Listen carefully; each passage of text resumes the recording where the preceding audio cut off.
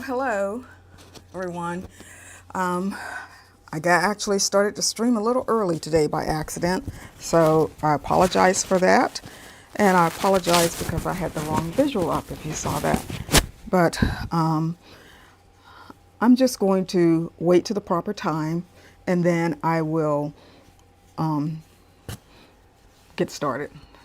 So I'm going to put on my smock and finish getting my supplies on the table ready, and I'll be with you at 10 o'clock.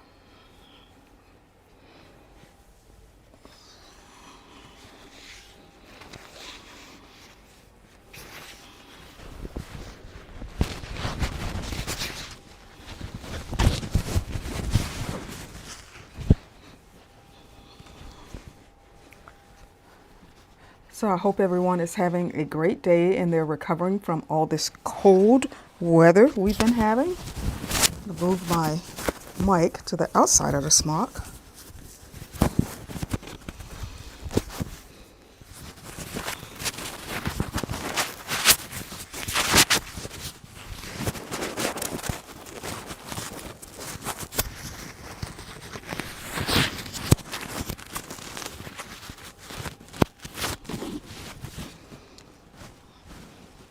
So things are finally warming up here in my area. It's supposed to be a heat wave today, like 53, I believe, which would be great for my afternoon walk. So I won't have to be all bundled up like the kid on Christmas Story. I hate having to wear all those clothes. So let me...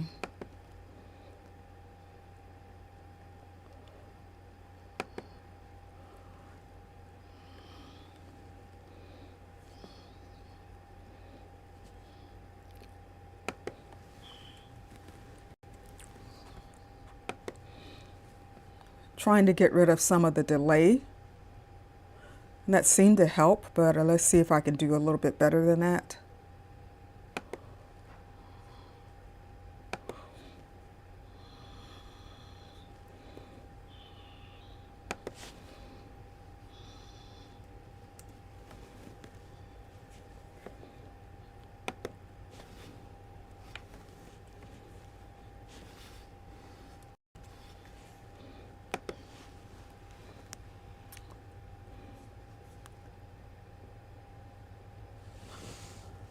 Hi, Pat.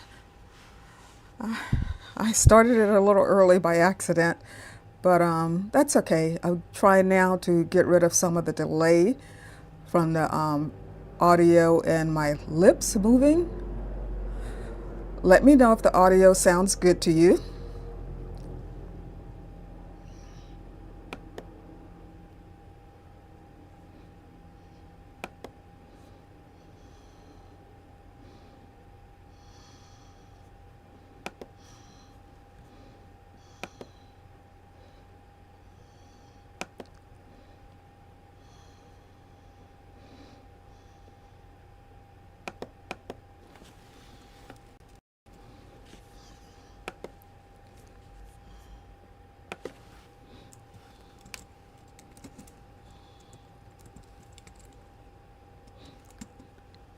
The audio is good, thank you. I finally got my new mic.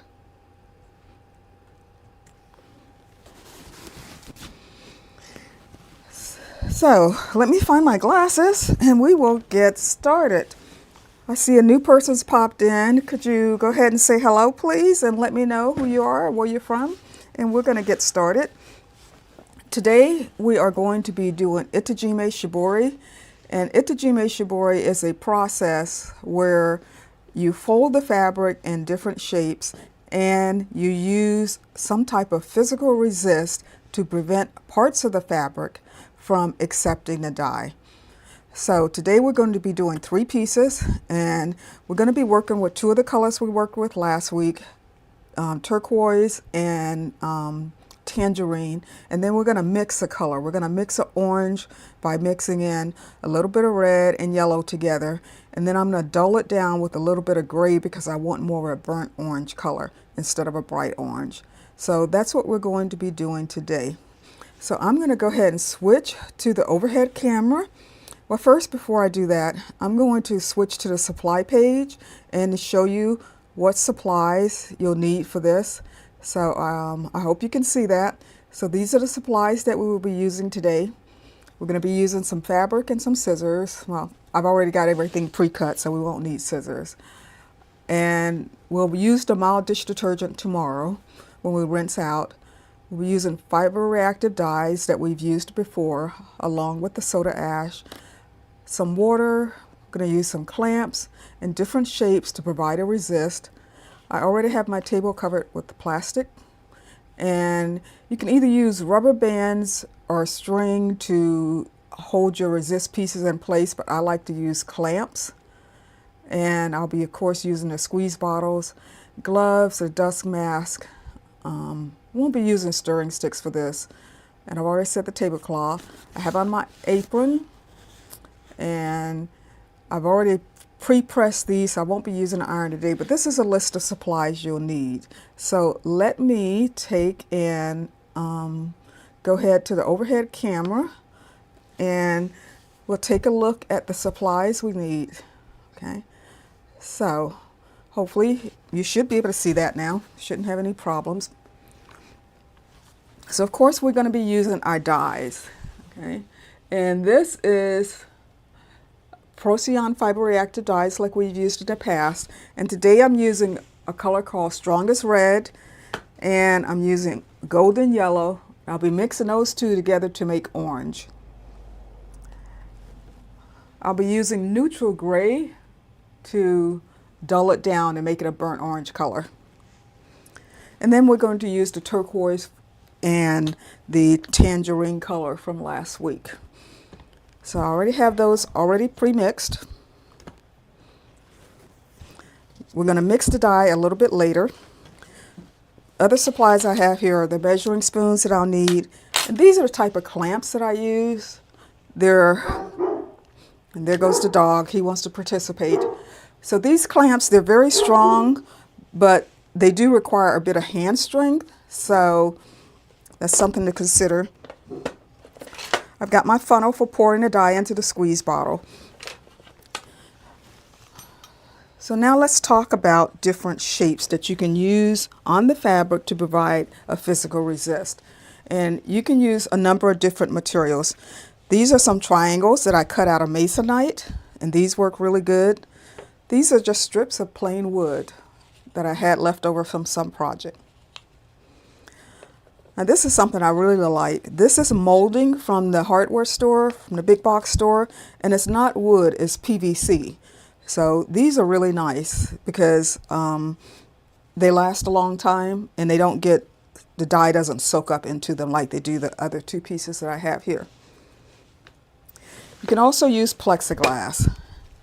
So this is some thin plexiglass that I got from the big box store, and just use a plexiglass cutter to cut it to shape or cut it to size. I don't know how well you can see that since it's clear. Let me put my glove under it, see if that's any better. Okay.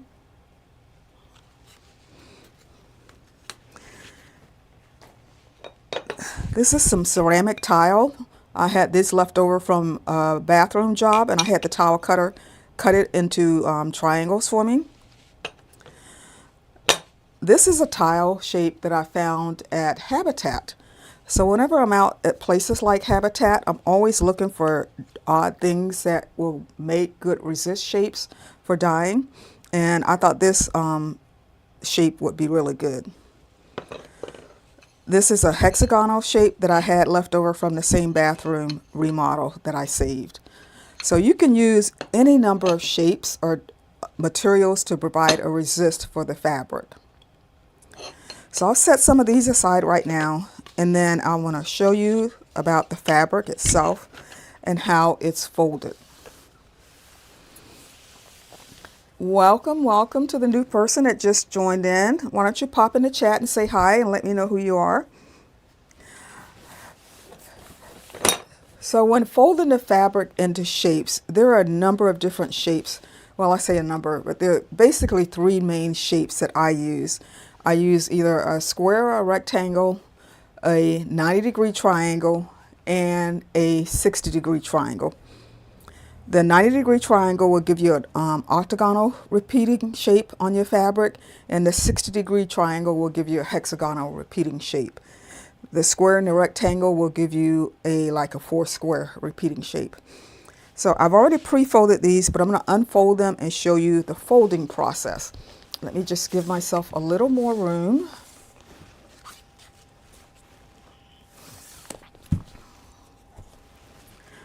So this one is the square. And no matter whether you're doing the square, the rectangle, or the triangles, they all start out the same. Move the camera to show more. Is this better, Pat?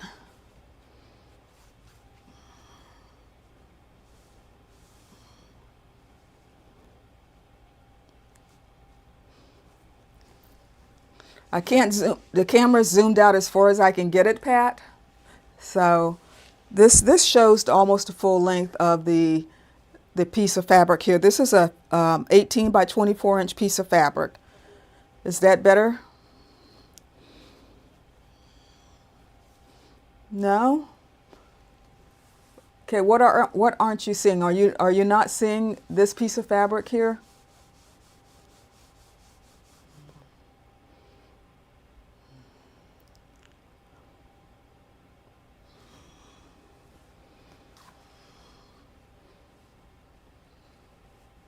No?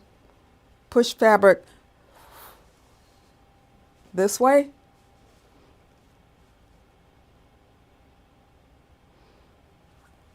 Is that better?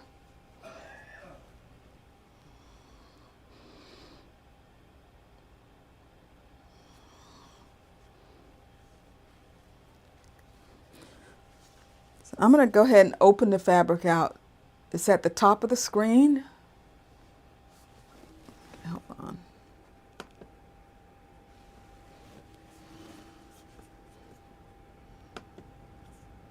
Okay, so this is better now. Okay, good. Okay, so I'm going to go ahead and open this fabric out to the full width and show you the folding process.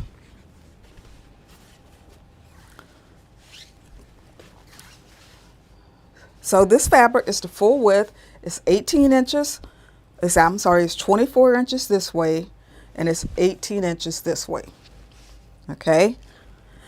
So the first step of folding is just to fold the fabric in half, the 18-inch width. So just a simple fold in half. Now you can press or not. I like to press my folds in. If you press your folds in, the pattern that you get from dyeing has sharper edges. If you don't press, the edges are softer. So we fold it in half. And now we're going to take this top layer, we're going to bring this raw edge and fold it back towards the fold. So let me do that again. We'll fold it in half. Now we're going to tape the top edge, the top layer, take that raw edge and bring it back towards the fold. You guys with me so far? Let me know in the chat if you're still with me. And I can do this more than one time if we need to. So now we've got the top edge folded back toward the fold, or the top layer. I keep saying edge, but we have the top layer folded back toward the fold. Now I'm going to flip it over and take the other raw edge, you can see that, and fold it back toward the fold. So take this raw edge and fold it back toward the fold. So now we have an accordion folded piece of fabric. So I'm going to unfold this. I'm going to do it again just to make sure we are all on the same page. So here's the fully open piece of fabric. It's 24 inches in this direction. It's 18 inches in this direction. And you can use any size piece of fabric. This is just what I'm using here today. The first step is to take it and fold it in half, the 18-inch direction. And you could fold it the other direction. It will give you a different, maybe a slightly different look, but this is what I do.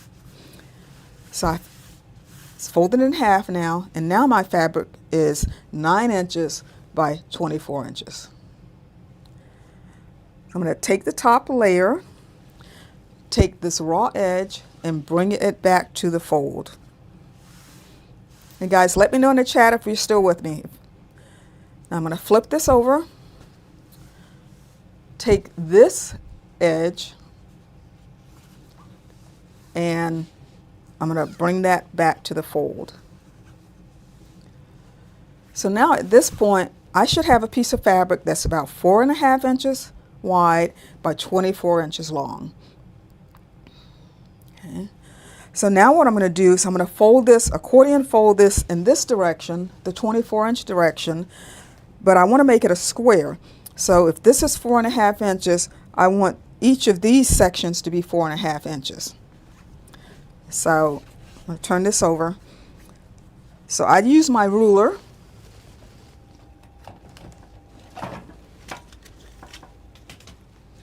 And I just measure 4.5 inches and fold it to the 4.5 inch mark.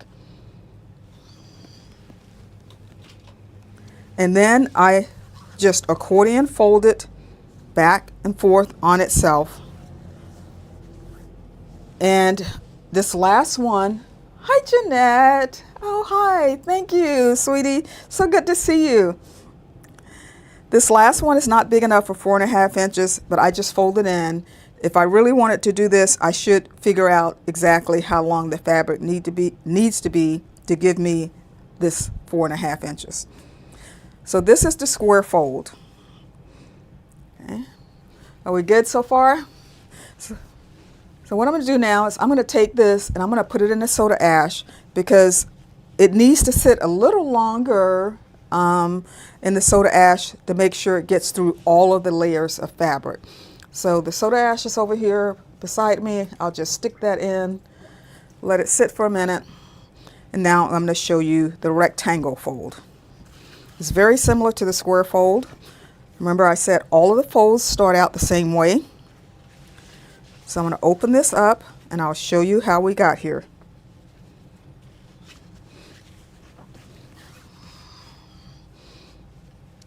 Again, this is 24 inches long, 18 inches in this direction. And we start the same way. We're going to fold it in half. So now we have a 24-inch long by 9-inch piece of fabric. Now take that top layer, fold that raw edge back to the fold, flip it over, take the other piece, the raw edge, and bring it back to the fold. So now we should have a 4.5 inch wide piece of fabric by 24 inches long. And this one is actually a little simpler than the square fold because you don't measure. Now I'm going to take the 24-inch long section, fold it in half, then take, let's see, bring that into the camera view, bring this raw edge, bring it back to the fold, flip it over, bring the other raw edge back to the other fold. And that is the rectangle fold. So those are the two folds we're going to be working with today. Let me know if you have any questions. Go ahead and pop the questions in the chat before we move on to the next section. Because the next section I'm going to actually mix the dye. I forgot my mask, so I'll have to go over to the other side of the room and grab my mask. And then we will start dyeing. I'm going to pop this in the... Well, I'm going to wait a minute before I pop this in the soda ash just in case someone has questions on this. I'll be right back. I'm going to go get my mask.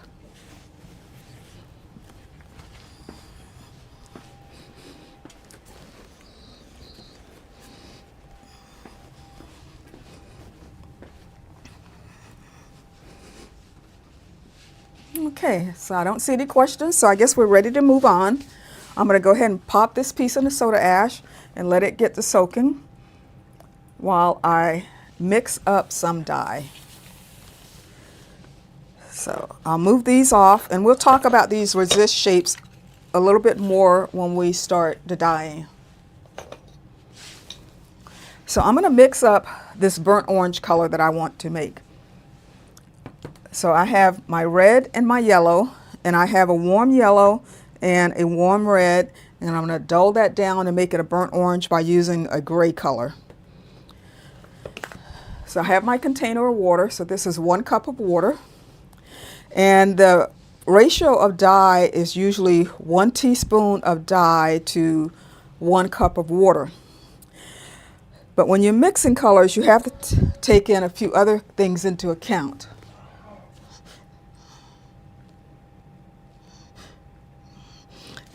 You have to take in the strength of the dyes.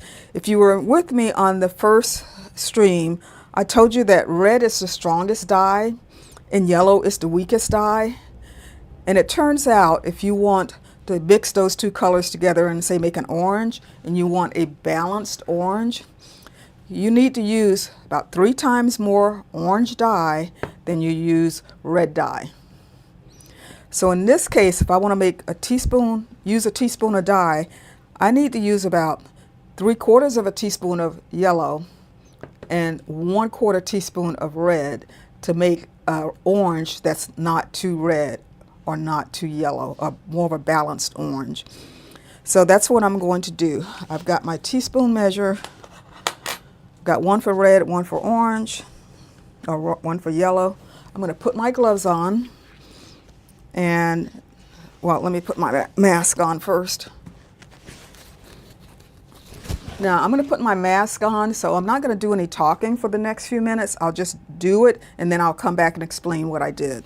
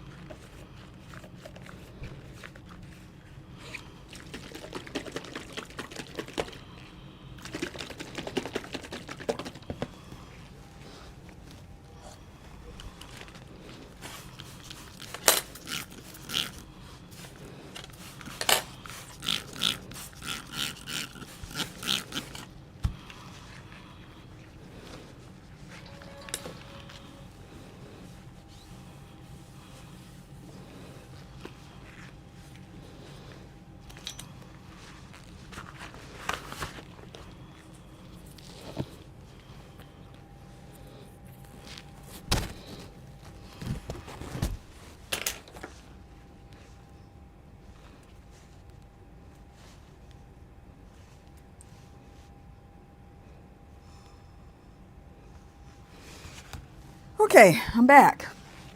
So let me explain what I did. Okay. So first I mixed in some yellow.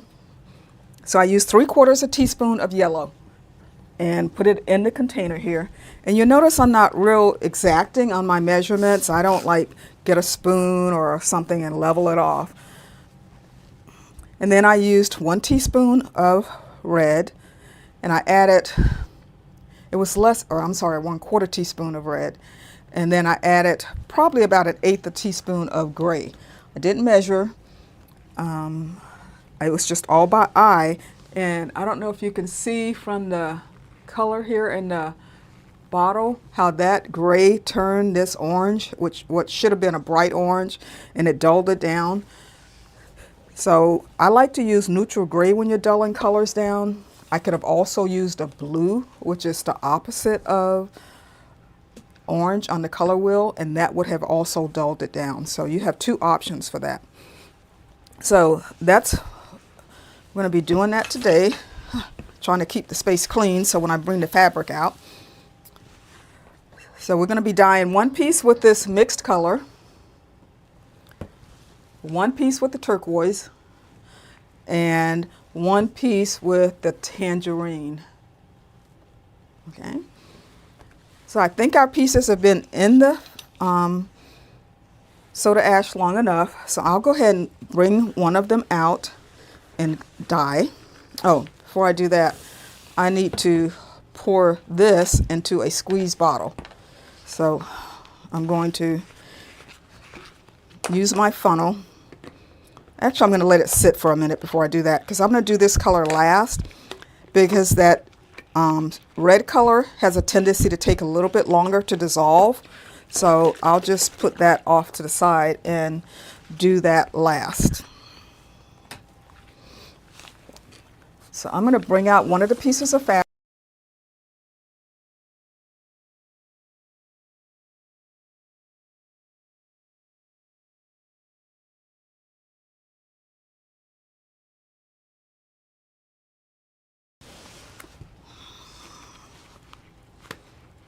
Okay, is everybody still hearing me? I shifted something on my computer, so I want to make sure we still have audio here. From my end, it looks like we still have audio, but let me know. Okay, so I'm going to start with the turquoise color, just because it's what's on the tray. And this is the rectangle piece. And you have a couple different options on what type of resist pieces you want to put on it. I could take and do something like that, put this triangle across it this way. I could put it across it this way. Okay. I could take these pieces here and put them across it this way. I could put the hexagon in the middle. Or I could take these plexiglass pieces and I could put them like this, which is what I think I'm going to do. So now you always need a pair of resist shapes. You want to put one on the top and one on the bottom.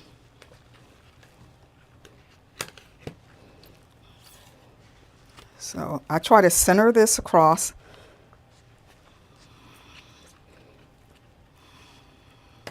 Turn it over, put the other piece on top, lining them up. And I can see no matter how hard I try, I already have dye from another project on here. And then I'm going to take these clamps and then just clamp the pieces into place.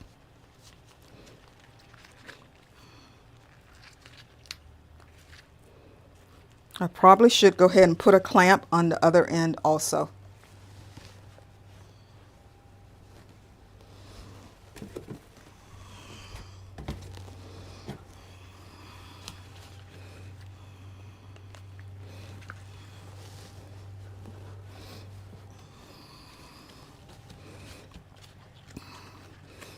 So give me just a minute. I forgot another container. I need to go get another container.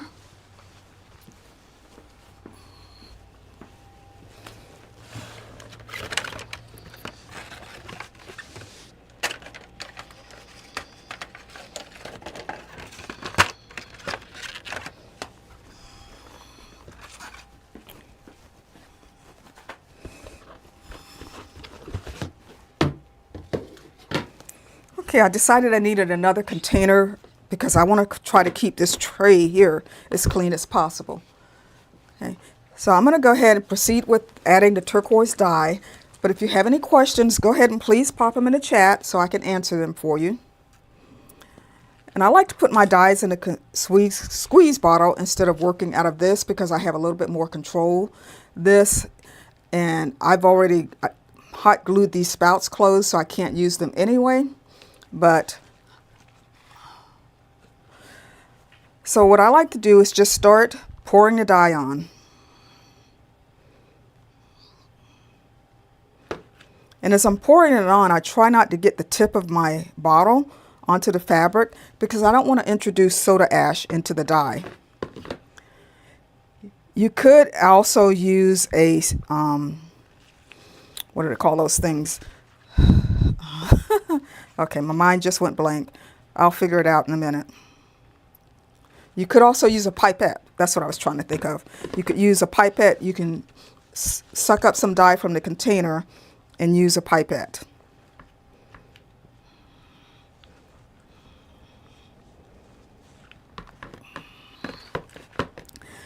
So the area that's covered by the plexiglass is not going to receive any dye.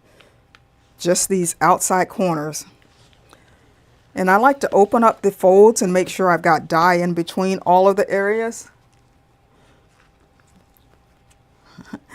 Yeah, Pat, there's a pipette, yeah. Sometimes your mind just doesn't work. So turn it over on the other side and also apply dye from the other side. You can see dye is weeping in, so I won't have nice sharp edges like I want it to because the dye is already weeping in, and sometimes it's just something you can't control. So I don't worry about it.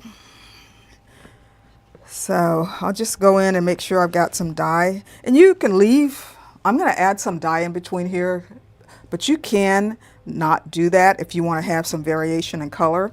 So why don't I just not do that? That way it'll look a little different.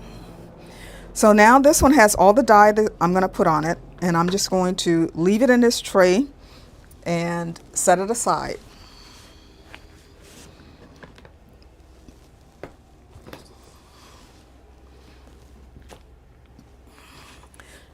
Now I'm going to clean off this tray to try to keep my next piece clean. As clean as possible, but I've got dye on my gloves, so that's probably not going to really matter that much.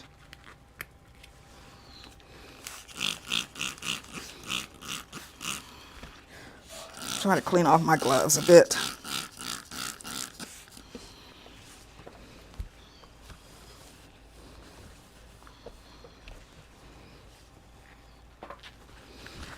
Okay, so the next one I'll do, I think I will do, let's see, what am I going to pull out of here? So this is the square one that I'm pulling out of the bucket. So I squeeze out the excess soda ash. And actually I'm going to say this. I want to do this one. I want to do the square one in the burnt orange.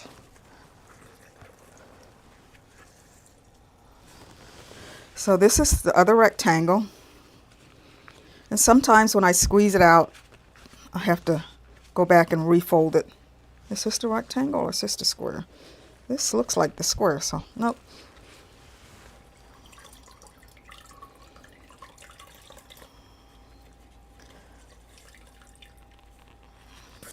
No, it's going to become the rectangle.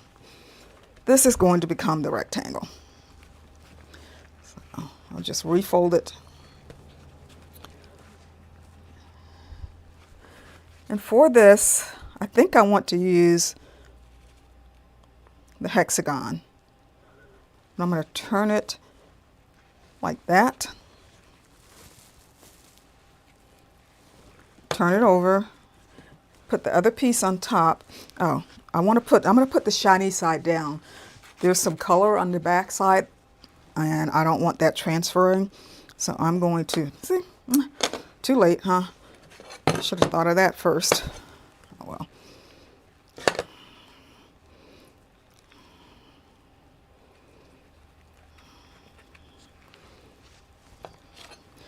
Try to line these up as best I can.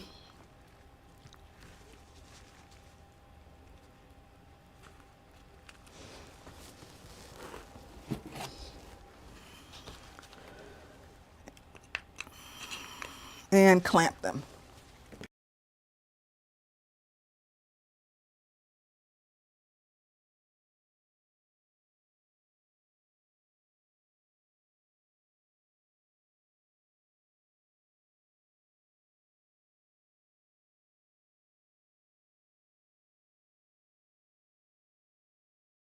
Side, tangerine on the other side.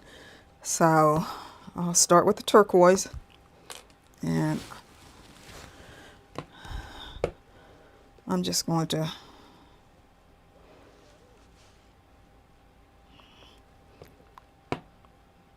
turn it over, apply dye. Ooh, it's making a mess.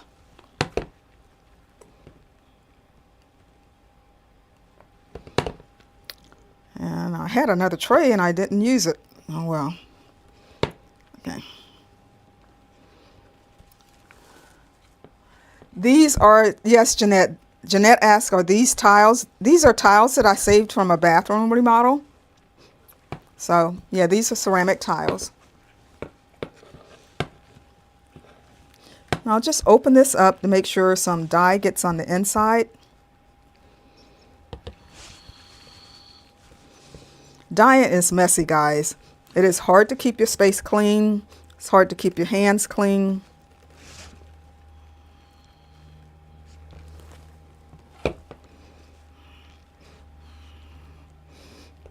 And as you can see, the turquoise has gotten all over to the other side, but we're just going to ignore that. And we're going to put this tangerine on top of it, which is going to really give us a brownish color, because they're opposite each other on the color wheel. We're doing blue and yellow, so we'll get a greenish brownish color where they two meet. I'm going to put some of this inside.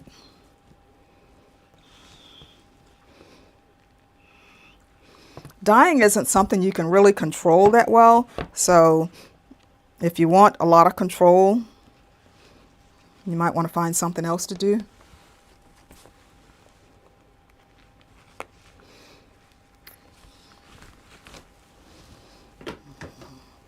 Now I'll put this in the tray that I should have used to start with. And I'm just going to leave it here, set this off to the side. And now I got to clean this mess up.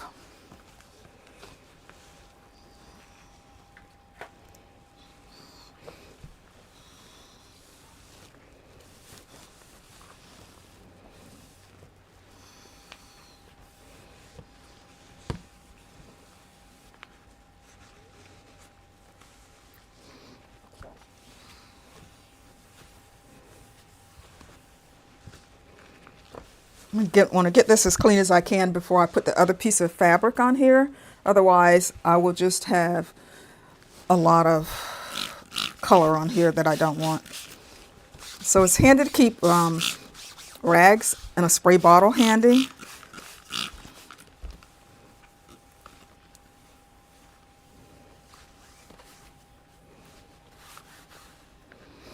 Let me clean my hands.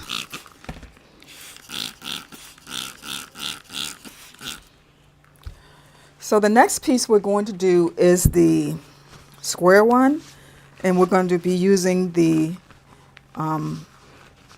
rust color, the rusty orange that we mixed up. But first I need to transfer it to the squeeze bottle. I'm going to give it a shake, try to make sure everything's dissolved. And I'm going to use my funnel. I have a little funnel here. Use that to transfer this to the squeeze bottle. I like to make them in these larger containers first, mainly because they have a wide mouth and the squeeze bottles don't. But I don't like to work from that container.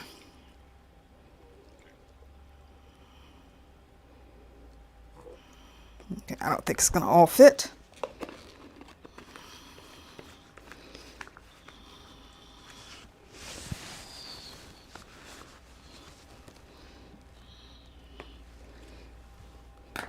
You can kind of see from the drips on the tray about what color we're going to be getting.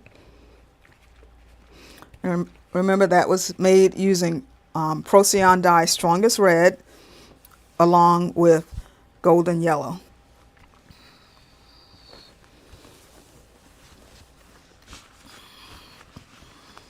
So I'm going to bring out the last piece of fabric, and this is our square shape.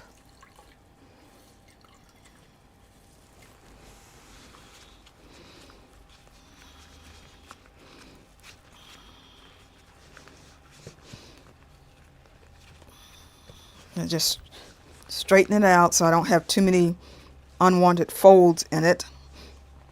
And for this one, I'm going to use my favorite clamps or resist pieces, and that's these long rectangular pieces. And I'm going to place it on the diagonal from corner to corner.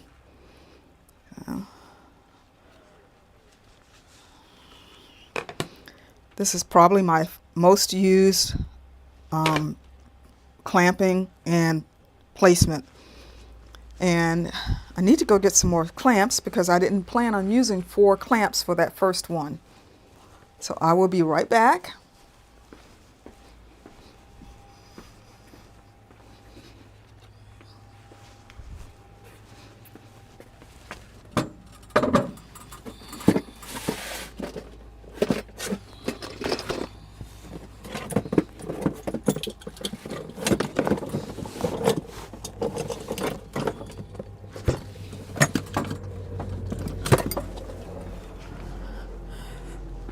Okay, sorry about that.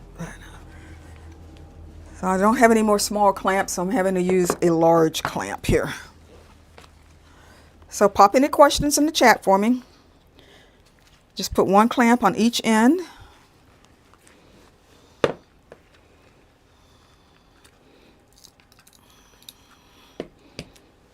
And I'm just going to apply the dye just like we have on the other pieces.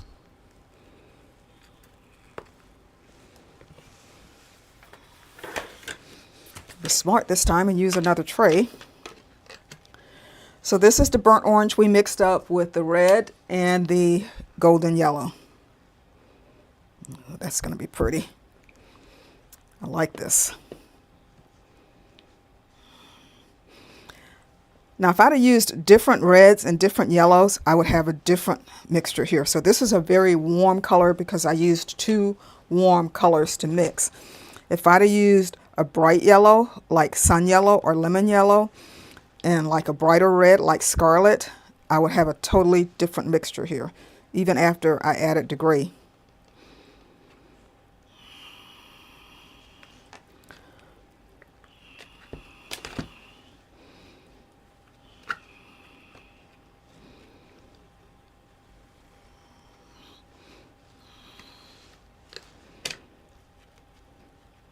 Okay, so I'm just going to lift up between the layers and see if I need to add any dye. Just add a little bit.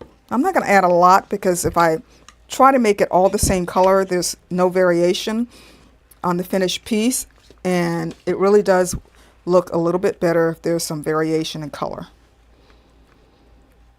But well, I think that's going to look good.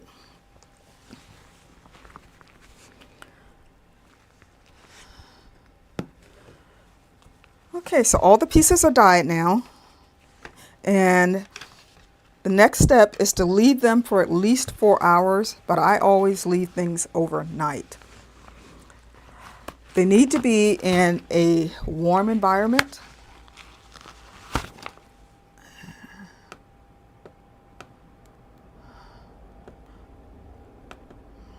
Okay. Oh, great.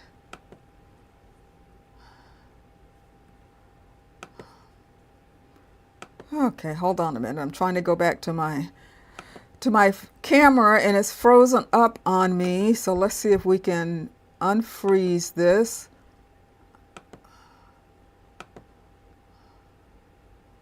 Okay, there we go.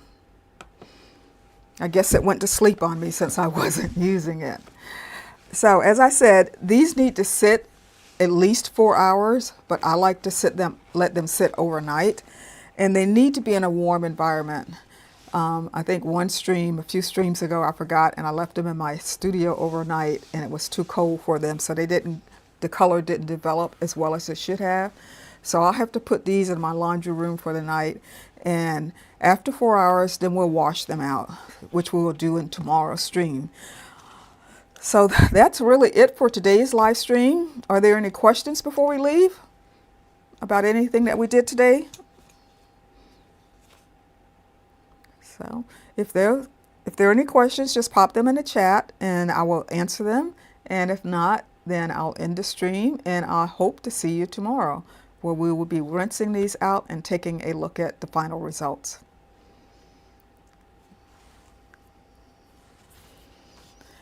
If you do have questions that come up later, if you think about it, this stream will show up on my channel as a pre-recorded video. So you'll be able to go back to the video and ask questions there in the chat or in the comments, and I'll be able to answer them.